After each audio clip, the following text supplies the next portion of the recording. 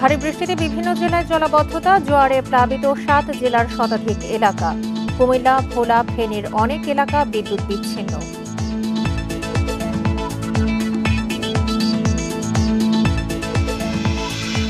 টানা বৃষ্টিতে পাহাড় ধসের শঙ্কা, মাইকিং ও বাড়ি বাড়ি গিয়ে সতর্ক করছে প্রশাসন।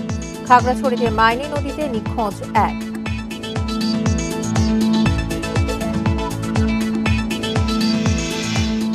ঢেউয়ের তোড়ে পতেঙ্গা সৈকতে পাথরের উপর উঠে গেল দুটি লাইটার জাহাজ। আনোয়ারা সৈকতে আটকে গেছে বার্জ।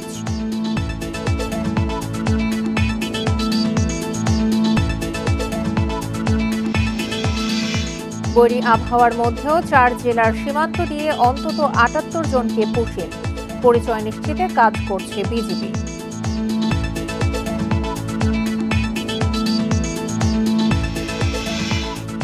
হালদা নদীতে ডিম পেড়েছে মা মাছ, মধ্যরাত থেকে নদীতে ডিম আহরণ শুরু জেলেদের।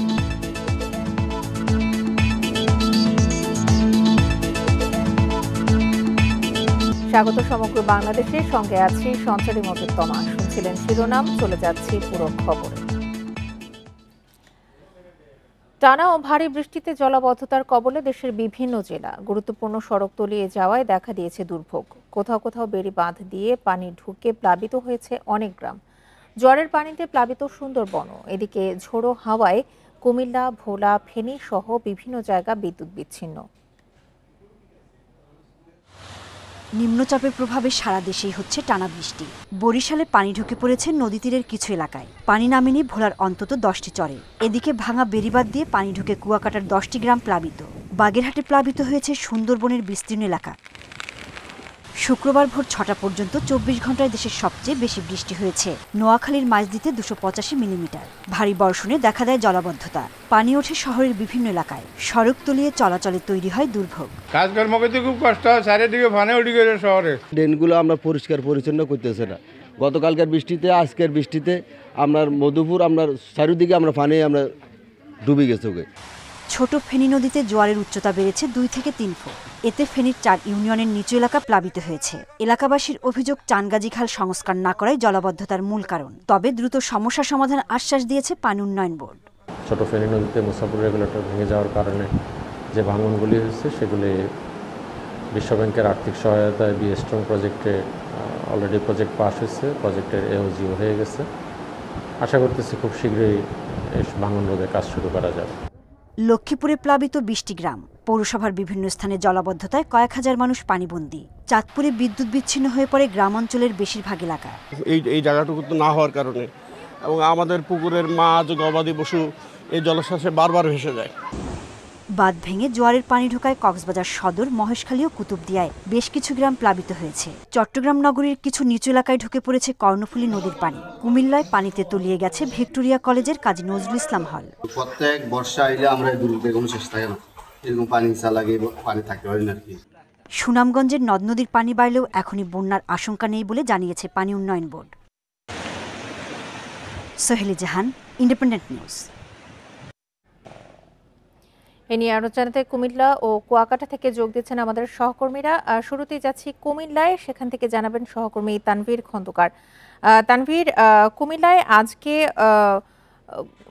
টানা বৃষ্টির কারণে বিদ্যুৎ বিচ্ছিন্ন রয়েছে। আজকের পরিস্থিতি কেমন দেখছেন আপনি?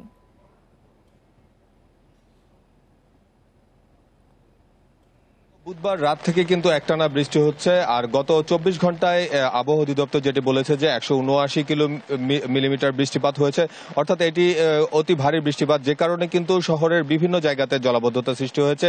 গুরুত্বপূর্ণ সড়ক যেগুলো সেগুলো কিন্তু এখন পানির নিচে নিমজ্জিত। যেমন কুমিল্লার নগরীর যে সালাউদ্দিন মোড়, এছাড়া রয়েছে রেস কোর্স, সিটি কর্পোরেশনের সামনে, শাসনগাছা ফ্লাইওভার, জিলা স্কুলের সামনে, এইসব সড়কগুলো কিন্তু পানিতে নিমজ্জিত রয়েছে। আমি যদি একটু নগরীর সড়কের অবস্থাটি দেখানোর চেষ্টা করি, আমি এখন যে জায়গাটিতে আছি এটি হচ্ছে কুমিল্লা ডায়াবেটিক হাসপাতালের সামনে। এখানে কিন্তু কাল সকাল থেকে পানি জমে আছে। যেহেতু এই রাস্তার দুই পাশের যে ড্রেনেজ সিস্টেমের সংস্কার কাজ চলছে, যে কারণে এই মেরামত সামগ্রীগুলো রাস্তার উপরেই রাখা আছে এবং সেগুলো ভেসে গিয়ে আবার সেই ড্রেনে পড়ছে। এখন ড্রেন দিয়ে কিন্তু পানি যাওয়ার মতো কোনো সুযোগ আসলে নেই, যে কারণে কিন্তু রাস্তার উপরে এখন পানি জমে জলাবদ্ধতা সৃষ্টি হয়েছে। তো অন্যান্য যে রাস্তাগুলো যেমন নজরুল এভিনিউ সড়কের যে অবস্থা, সেই রাস্তাটিরও প্রায় একই অবস্থা। সেখানেও মেরামত কাজ চলছে, নির্মাণ সামগ্রী রাস্তার উপরে রাখা আছে, যে কারণে এই বৃষ্টির পানি জমে রয়েছে, অর্থাৎ বৃষ্টির পানি অপসারণের জায়গা না পাওয়ায় কিন্তু এই জলাবদ্ধতা তৈরি হয়েছে বলে আমাদেরকে নাগরিকরা জানিয়েছেন। আর একটি বিষয় হচ্ছে যে আমরা আজ সকালে খবর পেয়েছি বরুড়া উপজেলায় পল্লী বিদ্যুতের যে 4টি খুঁটি উপরে গিয়েছিল, সেই খুঁটি উপরে যাওয়ার কারণে পুরো বরুড়া উপজেলায় কিন্তু বিদ্যুৎ বিচ্ছিন্ন রয়েছে। সেখানে এখনো পর্যন্ত বিদ্যুৎ আসেনি। এছাড়া ঢাকা চট্টগ্রাম মহাসড়কের উপরে পল্লী বিদ্যুতের 4টি খুঁটি আসলে উপরে গিয়েছিল, সেটি হাইওয়ে পুলিশ এবং বিদ্যুৎ বিভাগ অপসারণ করে কিন্তু সেখানে যান চলাচল স্বাভাবিক রেখেছে। আর সব মিলে আসলে বৃষ্টির কারণে জলাবদ্ধতার যে ভোগান্তি, সেটি আসলে বলার মতো না। কুমিল্লা নগরী সহ আশেপাশে শহরের বিভিন্ন নিচু জায়গাগুলোতে কিন্তু পানি জমে গেছে। হাসপাতাল, স্কুল, কলেজ যে নিচতলার ভবন বা কক্ষগুলো, সেগুলো কিন্তু এখন পানি জমে আছে। আমরা কিছুক্ষণ আগেই কুমিল্লা ভিক্টোরিয়া সরকারি কলেজের আবাসিক হলগুলোতে গিয়েছিলাম। সেখানে দেখেছি যে শিক্ষার্থীদের কক্ষে কিন্তু পানি ঢুকে আছে এবং সেখানে ভোগান্তির মধ্যেই পার করছে শিক্ষার্থীরা। তারা বলছে যে তাদের ডাইনিং রুম এবং হল রুমও কিন্তু পানিতে ভেসে গেছে। মূলত এই সব প্রতিষ্ঠান থেকে এখন পানি অপসারণের জায়গা না থাকায় এই ধরনের জলাবদ্ধতা সৃষ্টি হয়েছে। অপরদিকে আমরা একটি জিনিস দেখেছি, নগরীর যে সড়কগুলো, সেই সড়কগুলোতে কিছুদিন আগেই বিভিন্ন সংস্কার কাজ শুরু হয়েছিল এবং এখন নির্মাণ সামগ্রীগুলো রাস্তার উপর রেখেই মূলত ড্রেনের কাজ করায় সেই বালি এবং ইট ভেসে ড্রেনগুলো ভরাট হয়ে গেছে এবং পানির অপসারণের রাস্তা বন্ধ হয়ে যাওয়ায় কিন্তু মূলত এই দীর্ঘমেয়াদী জলাবদ্ধতার তৈরি হচ্ছে। তবে আমরা দেখেছি কয়েক জায়গায় সিটি কর্পোরেশন কিন্তু আজ সকালে এই ড্রেনগুলো পরিষ্কার করার চেষ্টা করেছেন এবং তারা বলছেন যে বৃষ্টি কমে আসলে এই জলাবদ্ধতার ভোগান্তি থেকে কিন্তু নাগরিকরা মুক্তি পেতে পারেন। তো এই ছিল মূলত আমার কাছে কুমিল্লা থেকে জলাবদ্ধতার সর্বশেষ খবর। কুমিল্লা থেকে জলাবদ্ধতার সবশেষ তথ্য নিয়ে জানাচ্ছিলেন আমাদের সহকর্মী তানভীর খন্দকার।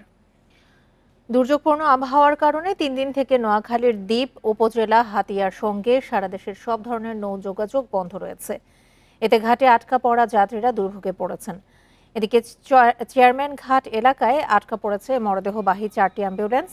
স্থানীয় প্রশাসন বলছে ঝোড়ো বাতাস ও সাগর উত্তাল থাকায় গত বুধবার থেকে হাতিয়ায় সব ধরনের নৌ পারাপার বন্ধ রাখার নির্দেশ দেওয়া হয়েছে। আবহাওয়া স্বাভাবিক না হওয়া পর্যন্ত আদেশ কার্যকর থাকবে। এদিকে একদিন পর আজ সকাল 8টা থেকে লক্ষ্মীপুর ভোলা নৌ রুটে ফেরি চলাচল শুরু হলেও লঞ্চ সহ অন্য ছোট নৌযান চলাচল বন্ধ রয়েছে। এর জেরে মজু চৌধুরী হাট ফেরিঘাটে আটকা পড়েছে 4 শতাধিক যাত্রী।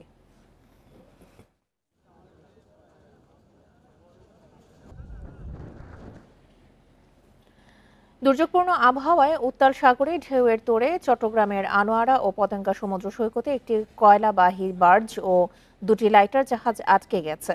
বৃহস্পতিবার রাত ও শুক্রবার সকালে আলাদা 3টি স্থানে এই ঘটনা ঘটে। আনোয়ারা থানার ভারপ্রাপ্ত কর্মকর্তা মনির হোসেন জানান, রাতের সাগরে কয়লা পরিবহনকারী একটি বার্জ ঢেউয়ের তোড়ে আনোয়ারার গহিরা উপকূলে আটকে যায়। তবে বার্জটিতে কোনো কয়লা ছিল না। এছাড়া আজ সকালে পতেঙ্গা সমুদ্র সৈকতের চরপাড়া এলাকায় এলপিজি সোফিয়া ও এমভি আল হেরান নামে 2টি লাইটার জাহাজ সৈকতে আটকে গেছে।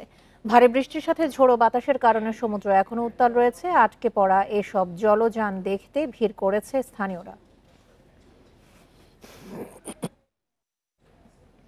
নোয়াখালীর হাতিয়ায় মেঘনা নদীতে ঝোড়ো বাতাস ও ঢেউয়ের তোড়ে রড সিমেন্ট বোঝাই একটি ট্রলার ডুবে গেছে। বৃহস্পতিবার দুপুর 2টার দিকে চানন্দী ইউনিয়নের ভূমিহীন বাজারের পূর্ব দক্ষিণে এই ঘটনা ঘটে। এ সময় কোনো নিখোঁজ বা হতাহতের ঘটনা ঘটেনি। স্থানীয়রা জানান, বৃহস্পতিবার সকালে দুর্যোগপূর্ণ আবহাওয়ার মধ্যে রড সিমেন্ট ও মুদি মালামাল নিয়ে এমভি প্রাহিম নামের ট্রলারটি চট্টগ্রাম থেকে সন্দ্বীপ হয়ে হাতিয়ার উদ্দেশ্যে যাত্রা করে। পথে হাতিয়ার পূর্ব দক্ষিণে মেঘনা নদীতে ঝড়ের কবলে পড়ে। এক পর্যায়ে রড সিমেন্ট বোঝাই প্রায় 4 কোটি টাকার মালামাল নিয়ে ট্রলারটি ডুবে যায়। এ সময় ট্রলারে থাকা লোকজনকে উদ্ধার করেন স্থানীয় জেলেরা।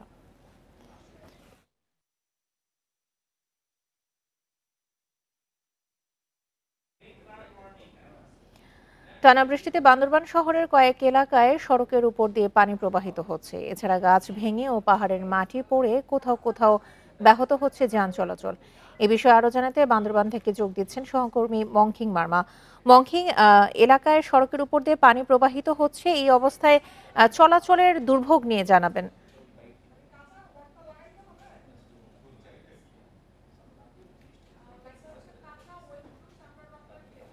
আসলে গতকাল থেকে বৃষ্টি শুরু হয়েছে, যেটি আসলে এই আবহাওয়া অফিসের বার্তা অনুসারে আমরা দেখতে পাচ্ছিলাম যে বান্দরবানের 7টি উপজেলায় বৃষ্টিপাত শুরু হয়েছে এবং গুড়ি গুড়ি বৃষ্টি বিভিন্ন সময় থেমে থেমে ভারী বর্ষণগুলো হচ্ছে।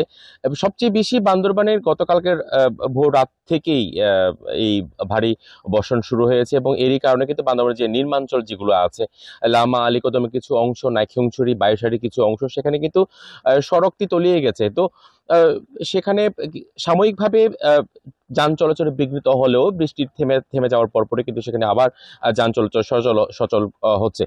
বান্দরবানের বিভিন্ন এলাকায়, বান্দরবান সদর জেলাতে লাঙ্গিপাড়া, আর্মিপাড়া, কালাঘাটা, বালাঘাটা এবং বিভিন্ন জায়গাতে সেখানে নির্মাঞ্চলগুলো কিছুটা বৃষ্টির পানির কারণে কিন্তু সেখানে নিমজ্জিত হয়ে আছে বিভিন্ন এলাকাগুলো। তো এরই কারণে কিছু দুর্ভোগ পোহাতে হচ্ছে স্থানীয় বাসিন্দাদেরকে। আরেকটি বিষয় জানিয়ে রাখতে চাই, সেটা হচ্ছে যে বান্দরবানে এই বর্ষার বৃষ্টিপাত থেমে গেলেও পানি যদি নেমেও যায়, একটি দুশ্চিন্তা থেকে যায় এখানে বান্দরবানের যে সকল দুর্গম এলাকা থেকে শুরু করে বান্দরবান জেলার আশেপাশে যে সকল এলাকাতে ঝুঁকিপূর্ণ অবস্থানে যারা বসবাস করছে তারা আসলে এই যে বৃষ্টি থেকে তো ঝুঁকিপূর্ণ অবস্থান রয়েছে, তাদেরকে সরিয়ে নেওয়ার জন্য জেলা প্রশাসনের উদ্যোগে গতকাল থেকে মাইকিং করা হচ্ছে। আজকেও তারা মাইকিং করেছেন এবং এখানে যে সকল ঝুঁকিপূর্ণ জায়গা আছে এই সকল জায়গাগুলোতে সেখানে প্রশাসনের লোকজনকে তাদেরকে সতর্কবার্তা দেওয়া হচ্ছে এবং তারা কিন্তু সেখান থেকে অনেকেই আসতে চান না।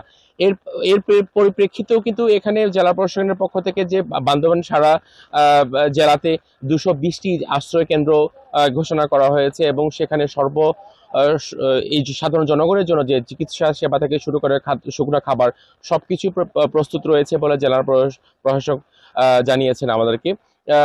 এর মাঝে মাঝে আরেকটি যেটি জানিয়ে রাখতে চাই যে ভারী বর্ষণ থেমে থেমে বৃষ্টি হলে এখানকার যে মানুষের যে দুর্ভোগ, সেটি কিন্তু মূলত যে পাহাড় কেন্দ্রিক যারা এখানকার শহরের আশেপাশে যারা বসবাস করেন এবং পাহাড় কেটে বা এখানে যারা বসবাস করছেন নিম্নআয় মানুষজনদের মধ্যে এই দুর্ভোগগুলো কিন্তু বেশি দেখা দেয়।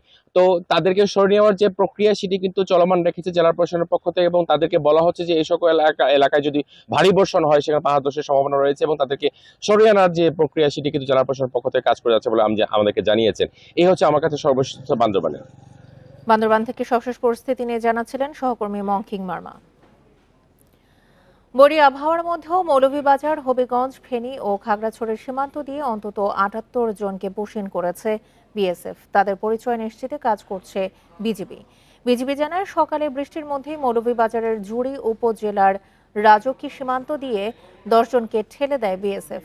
একই সময়ে কমলগঞ্জের বাগিছড়া ও চাম্পাপাড়া সীমান্ত দিয়ে নারী, শিশুসহ আরও 14 জনকে পুশিন করা হয়। এদিকে হবিগঞ্জ চুনারুঘাট সীমান্ত দিয়ে 22 জনকে পুশিন করে বিএসএফ। তাদের পরিচয় শনাক্তের চেষ্টা করা হচ্ছে। মধ্যরাতে ফেনীর ছাগলনাইয়ার মটুয়া সীমান্তে 13 জনকে ঠেলা দেয়া হয়। এছাড়া খাগড়াছড়ির মাটিরাঙ্গা দিয়ে 14 জনকে পুশিন করেছে বিএসএফ।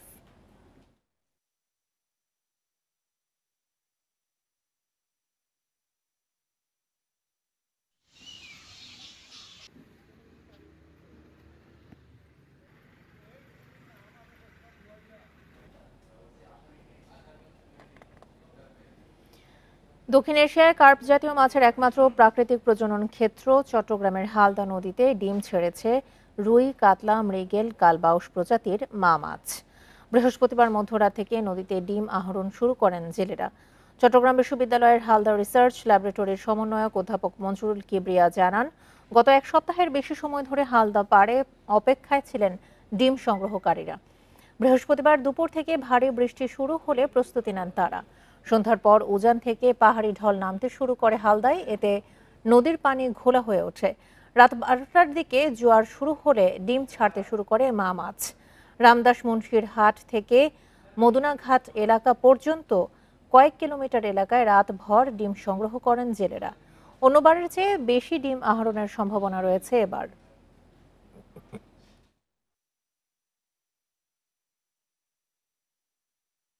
বহুল প্রতীক্ষিত হালদা নদীতে মা মাছ ডিম দিয়েছে। গত রাত 2টা থেকে আসলে মা মাছ ডিম ছাড়া শুরু করেছে। অল্প পরিমাণে প্রথমে শুরু করেছিল, আস্তে আস্তে ধীরে ধীরে এই ডিমের পরিমাণ বাড়তে থাকে। এখনো পর্যন্ত ডিম সংগ্রহকারীরা খুব উৎসব সহকারে, আনন্দ সহকারে তারা ডিম সংগ্রহ করছে। শহীদ প্রেসিডেন্ট জিয়াউর রহমানের 44তম মৃত্যুবার্ষিকীতে দেশের বিভিন্ন জেলায় নানা আয়োজন করেছে বিএনপি। রাজশাহীতে নগরীর দরগা মাজারের সামনে দোয়া ও খাবার বিতরণের আয়োজন করে জেলা বিএনপি। পরে এক সমাবেশে বিএনপি চেয়ারপারসনের উপদেষ্টা মিজানুর রহমান মিনু বলেন, বহুদলীয় গণতন্ত্রের প্রতিষ্ঠাতা জিয়াউর রহমানের আদর্শ ধারণ করে সামনের দিকে এগিয়ে যাচ্ছে বিএনপি। বরিশাল নগরীর অশ্বিনী কুমার হলে দক্ষিণ জেলা বিএনপির উদ্যোগে আলোচনা সভা ও মোনাজাত আয়োজন করা হয়। এতে দক্ষিণ জেলা বিএনপি ও এর অঙ্গ সহযোগী সংগঠনের নেতাকর্মীরা অংশ নেন। সাতক্ষীরাতেও যথাযথ মর্যাদায় শহীদ জিয়ার শাহাদাত বার্ষিকী পালিত হয়। এ সময় নেতাকর্মীরা কালো ব্যাজ ধারণ করেন। এছাড়া নাটোর ও ঠাকুরগাঁওয়ে কোরআন খতম, বইমেলা সহ নানা আয়োজনে জিয়াউর রহমানের শাহাদাত বার্ষিকী পালিত হয়েছে।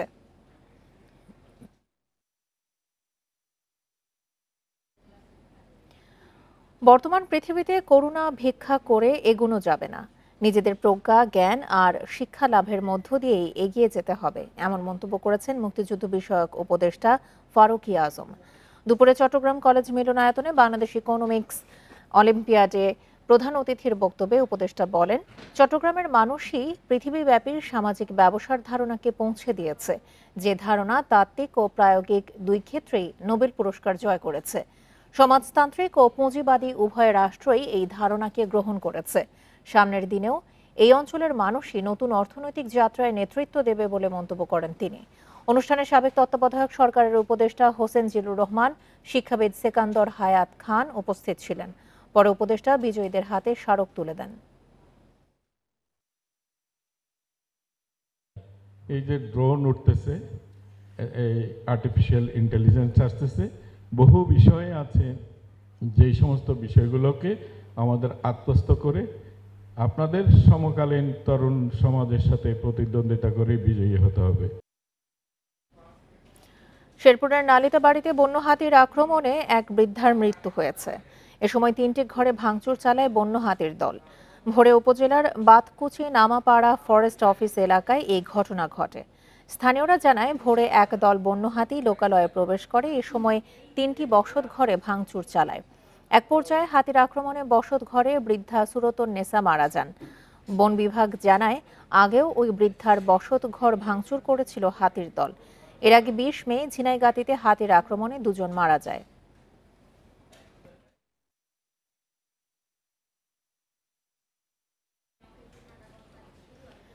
এবারও ঈদে ঢাকা টাঙ্গাইল যমুনা সেতু মহাসড়কে যানজটের শঙ্কায় চালক যাত্রীরা। নির্মাণ কাজে ধীর গতিতে থাকলেও যানজট হবে না বলছেন প্রকল্প সংশ্লিষ্টরা। এদিকে ঈদ যাত্রা নির্বিঘ্ন করতে মহাসড়কে দায়িত্ব পালন করবে 6 শতাধিক পুলিশ। উত্তরবঙ্গের 22 জেলার মানুষ ঢাকা টাঙ্গাইল যমুনা সেতু মহাসড়ক ব্যবহার করে। তাই যান চলাচল স্বাভাবিক রাখতে গাজীপুরের ভোগড়া থেকে এলেঙ্গা পর্যন্ত 4 লেন প্রকল্পের কাজ শেষ করে সড়ক বিভাগ। ফলে অনেকটা নির্বিঘ্নে যান চলাচল করতে পারছে। তবে সাসেক 2-এর আওতায় এলেঙ্গা থেকে যমুনা সেতু পর্যন্ত সড়কের কাজ শেষ না হয় এই অংশে যানজট লেগেই থাকছে। কাজ শেষ হয়েছে মাত্র 40 ভাগ। ঠিকাদারি প্রতিষ্ঠানের অবহেলায় সড়কের কাজ শেষ হচ্ছে না অভিযোগ পরিবহন চালকদের। ঈদে এ অংশে যানজটের শঙ্কা তাদের। রাস্তার সাইড দিয়েই নাই, আপনার কোনো মাটি মুটি নাই, একটা গাড়ি চাপ দিলে একদম একবারে নিচে চলে যাবে। কাজের ধীরগতির কথা স্বীকার করলেও যানজট হবে না বলে আশ্বস্ত করলেন সাসেক 2-এর প্রকল্প ম্যানেজার। 4 লেন সুবিধাতে যাওয়া আসা করতেছে। 2 লেনে গাড়ি উত্তরবঙ্গ মুখে যাচ্ছে, 2 লেনে ঢাকা মুখে যাচ্ছে। সুতরাং কাজ চলমান থাকলেও এখানে 4 লেনের পুরা সুবিধা যানবাহন পাচ্ছে। তো আশা করছি গত ঈদের ন্যায় এই ঈদেও আমাদের যানজট অনেক কম হবে। ঘরমুখ মানুষের ভোগান্তি লাঘব এবং ঈদযাত্রা নির্বিঘ্ন রাখতে মহাসড়কের 65 কিলোমিটার এলাকায় 6 শতাধিক পুলিশ দায়িত্ব পালন করবে। নিরাপত্তাজনিত কোনো ধরনের কোনো সমস্যা যাতে এই যানবাহন তথা যাত্রীদের যাতে না ঘটে, সেজন্য এই মোবাইল টিমগুলো সর্বোচ্চ প্রচেষ্টা দিয়ে তাদের কার্যক্রম অব্যাহত রাখবে এবং ইতোমধ্যে অফিসার ফোর্সদেরকে ব্রিফিং করে দেওয়া হয়েছে। স্বাভাবিক সময়ে যমুনা সেতুতে 24 ঘন্টায় 18 থেকে 20,000 যানবাহন চলাচল করে। বিভিন্ন উৎসবে তা 50,000 ছাড়িয়ে যায়। Independent news. প্রস্তুতি শেষ না হওয়ায় জুনের শেষ নাগাদ হচ্ছে না রাকসু নির্বাচন। রোডম্যাপ মেনে নির্বাচন না হওয়ায় হতাশ শিক্ষার্থীরা। তারা বলছেন, 35 বছর পর রাকসু নির্বাচনের বিষয়টি আলোচনায় আসায় এই নিয়ে আগ্রহ তৈরি হয়েছে সবার মধ্যে। এর মধ্যে পূর্ণাঙ্গ তফসিল ঘোষণা সহ বিভিন্ন দাবিতে চলতি মাসে একাধিক মানববন্ধন ও বিক্ষোভ করেছেন শিক্ষার্থীরা। তবে ডাকসুর নির্বাচন কমিশন বলছে ভোটার তালিকা প্রস্তুত সহ নির্বাচন সংক্রান্ত অনেক কাজ ইতোমধ্যে শেষ হয়েছে। ঈদকে সামনে রেখে জননিরাপত্তার সাতক্ষীরায় তৎপরতা বাড়িয়েছে র্যাব। শহরের গুরুত্বপূর্ণ এলাকা লাবসা 0 পয়েন্ট, কদমতলা বাজার সহ বিভিন্ন স্থানে চেকপোস্ট বসানো হয়েছে। সন্দেহভাজনদের করা হচ্ছে তল্লাশি, পাশাপাশি সাধারণ মানুষদেরও সচেতন করা হচ্ছে। র্যাব জানায় ঈদকে ঘিরে সাদা পোশাকের পাশাপাশি মোবাইল টিম ও টহল টিম সার্বক্ষণিক মাঠে কাজ করছে। যেকোনো নাশকতা এড়াতে সর্বোচ্চ সতর্ক থাকার কথা জানিয়েছে র্যাব।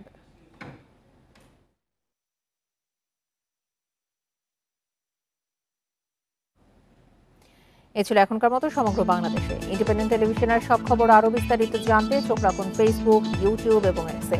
ধন্যবাদ সবাইকে। আমন্ত্রণ পরের আয়োজনে।